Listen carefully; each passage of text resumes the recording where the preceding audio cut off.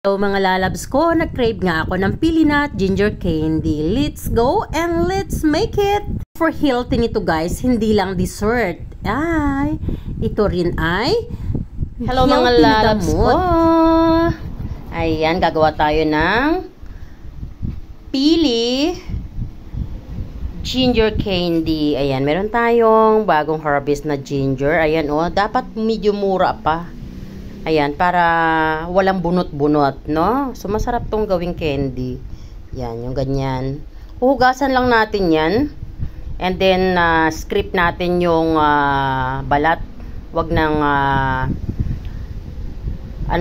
balta ng mabuti. Kakayudin lang, kumbaga. Kayudin ng kutsara. Para hindi na sayang. Mura pa kasi yan. And then, ito naman, hinugasan muna natin tong mabuti. Ayan. Pili.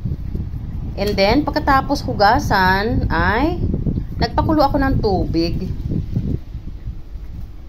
Magluto tayo ng peli candy kasama ang yang ginger. Ayan. Kakayudin lang natin ng kutsara yung balat ng yang ginger. At pwede na yang i-peeler para mas maninipis. At ito naman, hinugasan nating mabuti. At nagpakulo nga ako ng tubig ngayon. Dapat mainit na mainit. At ibubuhos natin dyan. Ibababad natin for about 15 minutes. Para mabilis lang matanggal ang balat. Kasi pag ganito, mahirap itong tanggalin ang balat guys.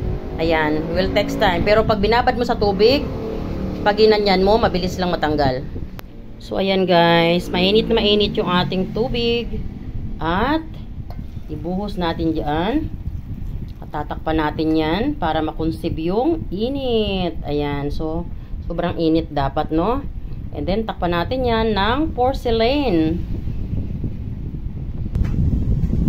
Ayan. So, takpan natin. Huwag natin tatakpan ng plastic, guys. Kasi yung plastic, mayroon siyang chemicals, no? Pag tinakwit mo sa mainit na tubig. So, yun ay may something. So, ayan, guys. Matapos ngang mababad ang ating pili.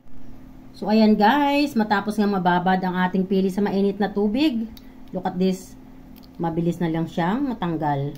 Oh. Then, kuha tayo ng ayan Oh, diba? So, yan yung pamamaraan guys para mabilis nating mabalta ng ating pili. So, lahat guys ay gagawin lang natin yan. Ayan Ayan. So, kung ano yung ginawa natin dyan? Ay, yan lang ang gagawin natin sa lahat para mabalta niyan. At ito namang ating luya, matapos nga nating hugasan, ganito lang nating babaltan, I-scrape lang natin, kakayudin, para hindi madala yung laman. Sayang kasi. Ang mahal ng luya ngayon, guys. Sayang yung mga matatanggal na laman. So, kaya kayurin lang natin yung mga brown na yan para hindi madala yung mga laman. So, ganyanin lang natin hanggang mabaltan lahat, hanggang matanggal lahat itong mga brown na to. So, kailangan lahat ay maging ganito. Ayan. So, ayan guys. Pagkatapos nga natin kayurin yung mga balat ng luya, then piniler lang natin. Ayan. So, ganito yan guys, maninipis lang. Peeler lang yung ipang gagayat natin. Ayan, So, ganito lang dapat ninipis. Ayan. Para makagawa tayo ng ginger candy. Huwag nyo nang tingnan yung kamay ko kamay yan ang masipag. Baka mabas na naman ako na pangit ng kamay ko. Anyway, I'm proud naman sa aking mga kamay. Kasi, yan ay kamay ng masipag. Hindi yan yung kamay ng isang tao na napakadumi ng bahay. Kamayan ng isang tao na nagbigay ng magandang buhay sa aking family. At kamayan ng isang tao na hindi dumudumi ang bahay. Yes. Proud ako dyan. So, ayan guys, ganito lang ang gagawin natin hanggang matapos ang lahat ng luya natin. Ayan. So, ang ganda So, kita nyo? Diba? Ang ninipis lang. At yung ating pili ay ayan. Nabalta na natin. hindi pa tapos. Ayan, mayroon pang binabaltan. Continuous lang hanggang matapos ang lahat. Ayan. So, continuous lang din ako sa pagpipiler dito hanggang matapos ko ito. At maging ganito lahat sila. So, ayan guys. Habang gumagawa nga kami nung pili, habang nagtatanggal ng balat, ay sinalang ko na itong ating sugar. Ayan. At nilagyan ko nga pala yan ng kaunti lang, hindi naman masyadong marami, na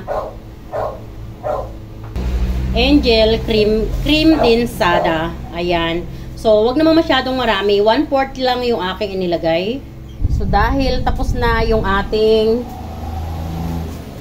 ginger na peeler na natin, ilagay na natin dyan.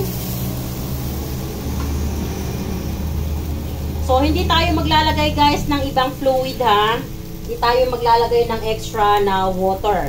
Dahil yung ating ginger ay magkakatas yan. Meron siyang sariling fluid. Ayan. So, hayaan lang natin yan dyan.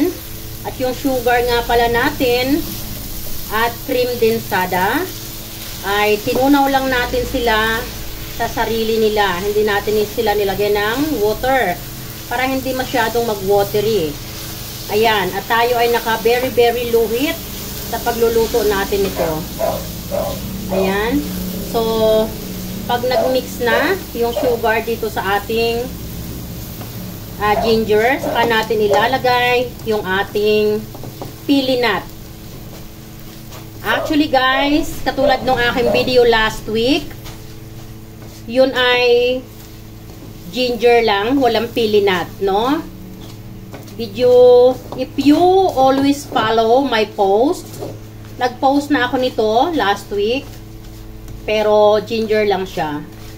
Wala siyang pili nut. But this time, gusto ko siyang haluan ng pili. So, ayan guys, nakita nyo? Nag-provide na ng sariling fluid ang ating ginger. Ayan, oh. Ayan. So, hayaan lang natin yan. At now ay lalagay na nga natin yung ating pili. At continuous nating hahaluin yan para hindi magdikit-dikit sa ilalim na katulad nito, oh. Ayan. So, ayan guys, yung ating pili. So, dahil masyadong malalaki, 'di ba? So, dapat ay paghiwa-hiwalayin natin, pero mas matrabaho pa. So, ang gagawin ko ay hihiwa-hiwain ko na lang 'yan.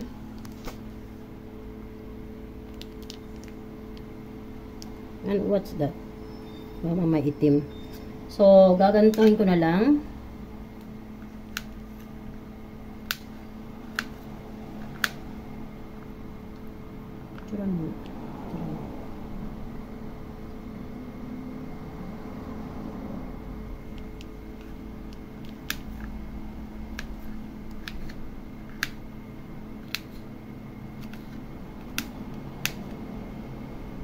Actually guys, pwedeng hindi na rin hiwa-hiwain. Kaya lang ako, gusto kong marami akong mabigyan. At bibigay ko nga ito sa aking mga pamangkin, sa mga anak ng aking kapatid, at syempre sa amin din. And may pagbibigyan ako nito sa palengke, mabait na binibigyan. Binibilhan ko lagi ng saging. Kasi napakabait niya sa akin. Hindi siya mapagsamantala. Yung iba kasi guys, no? Pag namamalingki ako, sabihan ko, i-prepare mo na yan kasi may bibilhin lang ako. Pero ipiniprepare nila sa akin yung bulok. Pero ito guys, pinipilian niya talaga ako ng bagong deliver. Yung talagang fresh. So, I like this person, no? Napaka-honest niya. And then, there are times na nagbayad na pala ako. Pero nakalimutan ko. Binabayaran ko ulit siya. Sabi niya, tapos na, nagbayad ka na kanina. So, yung ganong pag-uugali, guys, minsan na lang ngayon, no? Minsan na lang yung mga honest na pag-uugali. So, kaya pag naka-encounter ako ng ganong tao, inaalagaan ko. Ayaw ko kasi, guys, ng mga tao na mahilig mag-take for granted. Katulad kahapon, maliit na halaga lang naman. Sinubukan ko lang yung tao. Tinanong ko siya kung magkano yung stuff niya. Sabi niya, ganito lang. Pero binigyan ko siya ng sobra. Nung binilang niya, nakita niya sobra yung binigay ko. Pero, hindi niya sinuli sa akin. Pero anyway, tinisting ko lang siya kung honest ba siya. Pero may mga tao talaga na hindi honest sa mundo. So, inisip ko na lang, dahil siguro ng pangangailangan niya. Pero yung hindi ibig sabihin, meron tayong pangangailangan, magti-take for granted ka na sa kindness ng tao. Hindi maganda yon kasi mas maraming blessing na dumarating sa atin pag tayo ay mabait sa kapwa natin. So, ayan guys, tapusin lang natin ito. Hiwa-hiwain lang natin lahat ng ganito. Ayan. So, ayan. So, nahiwa na natin lahat. Nag-iwan ako ng buo. Ilalagay ko yan sa ibabaw ng mga garapon or ng mga tub. Ayan. Halika na, ilagay na natin doon sa ating ginger. Ayan guys, nakita nyo yung ginger. Kulong-kulo na siya. So, ilagay na natin yung ating pili. Ang ating pili na, o diba? Alam nyo, maraming nagtataka. Yung sabi ko sa palengke, gagawin kong candy, itong aking ginger. Hindi nila alam. Sabi nila, ginagawa bang candy yung ginger? Sabi ko, yes. Napaka-nutritious nito, no? Kasi, gamot siya at the same time. Then, pili nut, guys, ha? Para sa kaalaman ng lahat.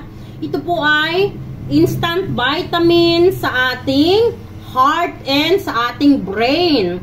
Pagkain po ito ng brain natin. So, ayan guys. So, dito ay maglalagay ako ng kunting salt at magpipiga ako ng kunting kalamansi. Pero gusto kong tunawin ito.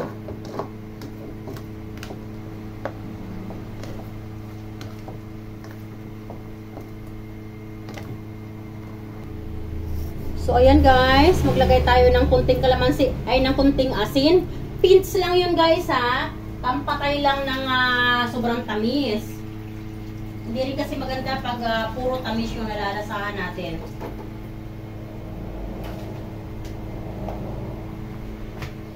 Ayan, mayroon tayong kalamansi dito. Gumamit tayo ng strainer at pigaan natin. Ayan. So guys, wag muna itatapon ang balat kasi isasama natin yan. Guys, ang balat ng kalamansi ay marami siyang benepisyo na may co-contribute sa ating body circulation. Marami rin po siyang antibacterial properties and marami siyang anti-inflammatory properties. So, pwede po siyang ilagay sa mainit na tubig at inumin nyo yung tubig. Ayan. So, wag nating itatapon yan. So, ayan. Yung buto. At itong maliliit nga, at itong balat, ay hihiwa-hiwain ko ito ng maliliit at isasama ko dyan. Ayan guys, hiniwa-hiwa natin ng ganyan, ilagay na natin dyan. O diba? Yung mga itinatapon natin na mga ginamit natin sa ating mga tulad ng kalamansi or lemon, no? Hindi natin alam. Napakaraming walang alam na malakas ang benepisyo na naibibigay nito sa ating pangangatawan. So, katulad ng kalamansi peel, ilan lang sa atin ang nakakaalam na mataas ang benepisyo na maibibigay nito sa ating pangangatawan. So, sa pagkakataon na ito, dahil medyo nadadry na siya, ilalagay ko na ulit sa medium heat at halo lang ng halo. Huwag nating titigilang maghalo. Ayan. So, paminsan-minsan, yung nasa ilalim, ay ilagay natin sa ibabaw. At yung nasa ibabaw, ilalim natin para maging even ang luto nito. Ayan. Hayaan natin yan na lumapot.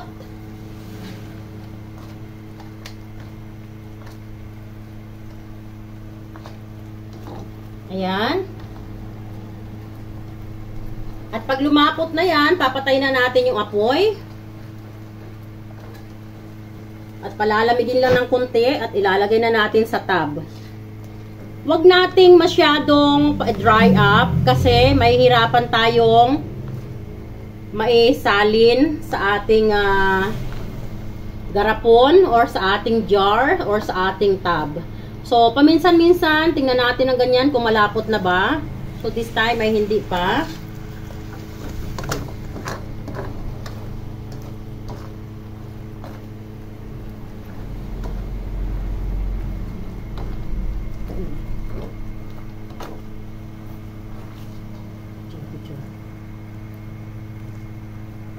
Ganda guys, oh.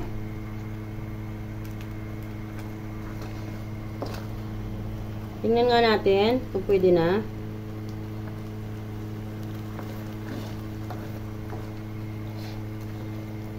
Ayan guys, so this time ay hinaan na natin ang apoy.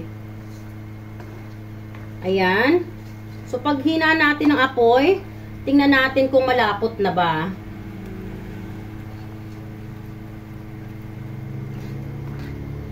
Ayan, pwede na yan. Patayin na natin yung apoy at lalapot pa yan ng kusa. So, ayan. So, nakita nyo, pag subsides ng mga bubbles, that exactly the texture we want. Ayan. Ganda.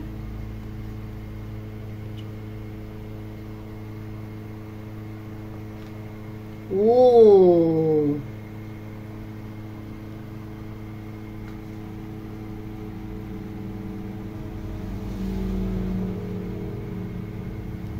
Ayan. So, i-cool down lang natin yan, guys.